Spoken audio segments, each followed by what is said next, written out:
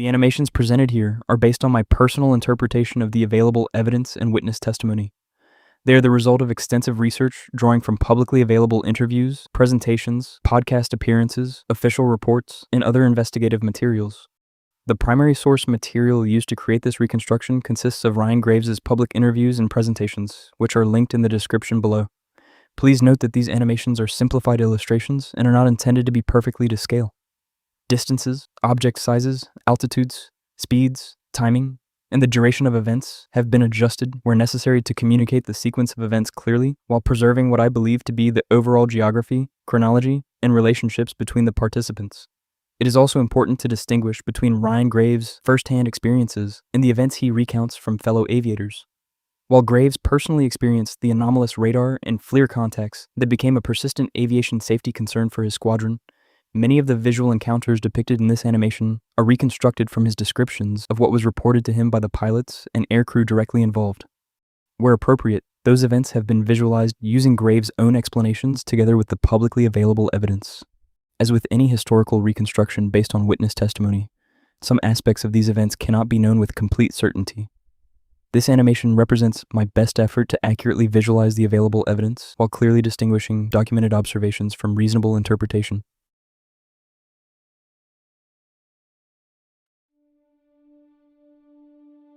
By 2014, the U.S. Navy's Strike Fighter Squadron 11, better known as the Red Rippers, was based at Naval Air Station Oceana in Virginia Beach. Returning from the USS Enterprise's final deployment, the squadron entered a maintenance and training period before shifting focus to its next carrier workup aboard the USS Theodore Roosevelt. That workup cycle would eventually lead to a 2015 combat deployment to the Middle East, where the squadron would fly missions over Iraq and Syria in support of Operation Inherent Resolve. During this post-deployment training period, the squadron's Super Hornets received a significant upgrade. Their older APG-73 mechanically scanned radar was replaced with the far more capable APG-79 active electronically scanned array radar. The new system dramatically improved the aircraft's ability to detect, track, and discriminate airborne contacts at greater ranges while following multiple targets simultaneously. At first, the upgrade appeared to reveal little more than unexplained radar returns. The pilots assumed they were seeing false tracks, a normal possibility whenever new sensors are introduced. But as weeks passed, those same contacts continued to appear day after day. Eventually, pilots were able to correlate the radar tracks with returns on the aircraft's infrared targeting systems as well. What began as a suspected equipment anomaly was gradually becoming something the squadron could no longer ignore. The unknown contacts were appearing in the same airspace where Navy fighters trained every day, forcing aviators to treat them as potential hazards to flight. Before long, what was supposed to be a routine training mission cycle would bring one of the Navy's most unusual aviation safety concerns into sharp focus. Among the squadron's pilots was Lieutenant Ryan Graves, an FA-18F Super Hornet pilot assigned to VFA-11. Through Graves' public interviews and presentations, we gain an unusually detailed account of the strange events that unfolded during the squadron's training operations. Much of that training took place over Warning Area W-72, a large expanse of restricted airspace off the Virginia coast used by the U.S. Navy to test aircraft, maintain pilot qualifications, and conduct realistic combat training. It was within this training area that the squadron began encountering a growing number of unexplained radar contacts. Some appeared completely stationary, maintaining the same position over the ocean despite strong upper-level winds. Others followed slow, deliberate racetrack patterns before accelerating to speeds approaching, or on occasion, exceeding the speed of sound. Yet despite these varied flight profiles, no consistent explanation emerged for what the pilots were observing. Initially, the contacts were dismissed as false radar returns, a reasonable assumption whenever a new sensor system is introduced. But the detections continued day after day, sortie after sortie. As crews began investigating them more closely, the picture became increasingly difficult to reconcile. Contacts detected on radar sometimes failed to produce any visual confirmation. On other occasions, radar tracks could be correlated with returns on the aircraft's infrared targeting systems, indicating that at least some of the objects were emitting or reflecting infrared energy. Yet the relationship between radar, infrared sensors, and visual observations remained inconsistent, offering no clear or predictable pattern. For Graves, however, one characteristic stood out above all the others: endurance. Whatever these objects were, they appeared to remain in the warning areas for extraordinary lengths of time.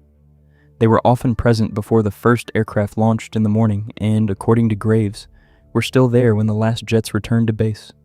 Day after day, week after week, they continued to occupy the same training airspace, gradually transforming what had first appeared to be a simple sensor anomaly into a legitimate concern for flight safety. The turning point came during what should have been an entirely routine flight into the warning area. As a two-ship formation approached the standard entry point used by Navy aircraft entering the training area, one of the unidentified objects appeared directly in their flight path. The two Super Hornets were separated by roughly 100 feet when the object passed between them, resulting in what Ryan Graves has described as a genuine near-mid-air collision. Graves has since said he believes the lead crew did not have the object designated on their radar. He stresses, however, that he cannot say this with certainty, only that had they been tracking it, they likely would not have flown through its position. Exactly how the encounter unfolded remains uncertain. Graves has acknowledged that neither he nor the aircrew involved could determine whether the object maneuvered under its own propulsion or whether the two aircraft simply flew around an otherwise stationary object. In his words, it was impossible to know whether the object split the formation or whether the formation split around the object. That uncertainty has remained an important part of his account. The pilot who witnessed the object described it as a dark gray or black cube enclosed within a transparent sphere. The corners of the cube appeared to touch the inner surface of the surrounding sphere, as though it were suspended precisely at its center. Graves has also been careful to acknowledge the limitations of such observations. Estimating the size of an unfamiliar object during a split-second airborne encounter is extremely difficult, but the pilot's best estimate placed it somewhere on the order of 30 to 50 feet across. The near miss fundamentally changed the squadron's perception of the unknown contacts.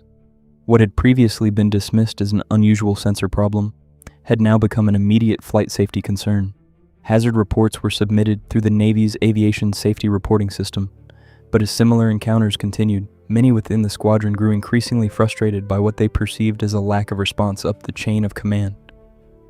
Graves has explained that their first inclination was not to speculate about extraordinary explanations, but rather that they were encountering some type of classified drone program operating where it should not have been. Whatever these objects were, the pilots were convinced they represented a serious hazard to flight and feared it was only a matter of time before a collision resulted in the loss of an aircraft and its crew. Months later, as VFA-11 transitioned from shore-based training to carrier workups aboard the USS Theodore Roosevelt, the squadron's operations shifted south to training areas off the coast of Jacksonville, Florida. Unlike the earlier encounters east of Virginia, these events occurred at night during advanced air defense exercises conducted as part of the Carrier Strike Group's pre-deployment training cycle. Approximately 42 minutes into one such mission, the crew of another FA-18F Super Hornet detected a formation of unknown contacts on their tactical displays. Ryan Graves has explained that the aircraft's situational awareness page depicted several smaller radar tracks flying together in a wedge-like formation, while a larger contact followed behind them.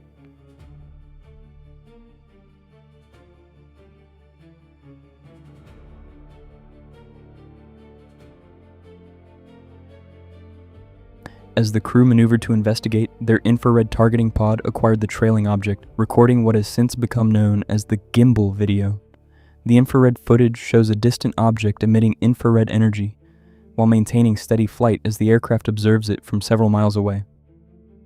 Although the apparent rotation seen in the Gimbal video has generated considerable public debate, Graves has been careful not to draw firm conclusions from the infrared footage alone. He has repeatedly explained that the publicly released FLIR clip represents only one part of the encounter. During the event, the aircrew was also monitoring the aircraft's radar and the situational awareness page, which fused information from multiple onboard sensors into a single tactical display. According to Graves, it was this broader sensor picture, not the short infrared clip by itself, that made the encounter so unusual. Roughly 10 minutes later during the same flight, the same aircrew recorded a second infrared video, now widely known as Go Fast. Like the earlier encounter, the footage depicts another unidentified contact tracked by the aircraft's targeting pod over the Atlantic Ocean. The encounter further reinforced what the squadron had been experiencing for months: unidentified contacts continuing to appear in military training airspace and being detected by multiple onboard sensor systems. For Ryan Graves, neither the Gimbal nor Go Fast videos represented proof of extraordinary technology. Rather, they documented 2 additional encounters within a much larger pattern of unexplained observations that had already become a persistent aviation safety and operational concern for the squadron. Over the course of many months, pilots assigned to VFA-11 repeatedly encountered unidentified objects while training in restricted military airspace along the East Coast. Some were detected by radar, others were acquired by infrared targeting systems, and on rare occasions they were visually observed by Navy air crews. Their reported behavior varied from encounter to encounter, and despite numerous investigations, no single explanation satisfactorily accounted for every observation. What began as a suspected sensor anomaly gradually evolved into a legitimate aviation safety concern. Hazard reports were submitted, concerns were raised through the chain of command, and the encounters became a recurring topic among the squadron's aviators. Yet many of the fundamental questions surrounding these events remain unanswered. The Gimbal and Go Fast videos represent only brief moments captured during a much larger series of encounters. Standing alone, they provide only limited information. Their significance lies not in the short infrared clips themselves, but in the broader operational context described by Ryan Graves and the other naval aviators who experienced these events. Whether these encounters ultimately proved to have conventional explanations, previously undisclosed technology, sensor-related phenomena, or something else entirely, they remain a fascinating chapter in modern naval aviation. More importantly, they serve as a reminder that even in some of the world's most heavily monitored airspace, experienced military aircrews can still encounter phenomena they are unable to immediately identify. As with the Nimitz incident before it, careful investigation requires separating documented observations from speculation. Understanding what the witnesses actually reported and what they did not remains the essential first step toward explaining these remarkable events. Thank you for watching. I hope this reconstruction has helped present the available evidence in a clear, balanced, and engaging way. If you enjoyed this video, please consider liking, subscribing, and sharing it with others who have an interest in aviation, military history, and unexplained phenomena.